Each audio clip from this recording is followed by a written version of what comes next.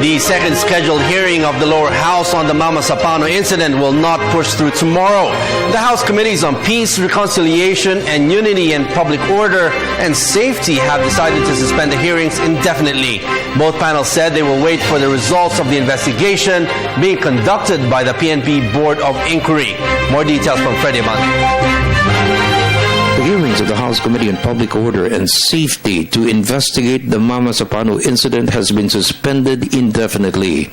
Hearings will resume after the Board of Inquiry completes its ongoing probe. Para hindi magulo ang hearing para mas sa pananaw ng House leadership ng party leadership ay para magkaroon ng mas maayos na pagtalakay doon sa takbo ng hearing ng committee, and the two chairmen had acceded to it, and my understanding, Mr. Speaker, is at around 5 o'clock this afternoon, the two chairmen had already communicated the cancellation of the proposed hearing tomorrow.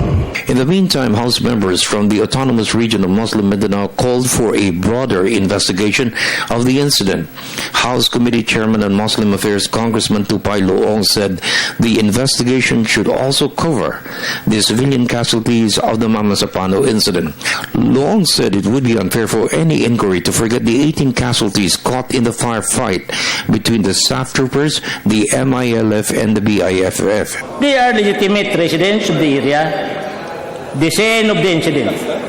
Most of them are farmers and peasants who are possibly enlisted members of the Moro Islamic Liberation Front, whom the government is negotiating for peace.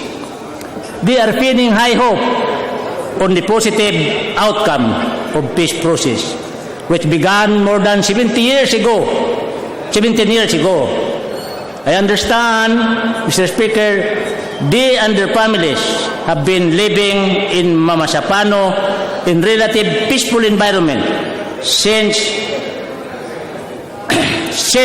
the onset of the agreement on the cessation of hostilities between the GRP and the Moro Islamic Liberation Front. Congresswoman Sandra Bai Sema, Vice Chairperson of the House Committee on Muslim Affairs, also called for justice for the civilian casualties. Sema expressed concern the Mamasapano incident has triggered animosity between Christians and Muslims. Sema called for unity in the aftermath of the Mamasapano incident. Our Constitution declares that the Philippines renounces war as an instrument of national policy, adopts generally accepted principles of international law as part of the law of the land, and adheres to the policy of peace, equality, justice, freedom, cooperation, and amity with all nations. What is peace? How can ordinary people help? There must be peace in our words. There must be peace in our actions. But most of all, there must be peace in our hearts. In the meantime, there's growing consensus among members of the House to continue deliberations on the proposed Bangsamoro Law. The Bangsamoro Basic Law will implement the peace agreement between the government and the MILF. It will end decades of conflict in Mindanao.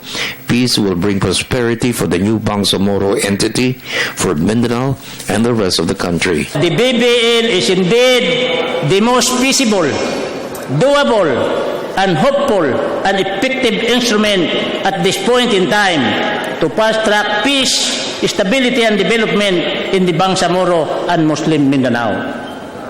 Mr. Speaker, as a legislator and representative of our respective political constituencies, let us listen to them. After all, as the saying goes, the voice of the people is the voice of God.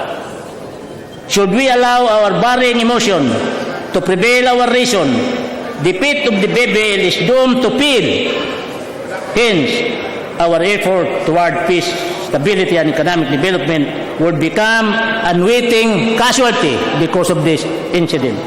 Peace is working together as one for progress and for our country.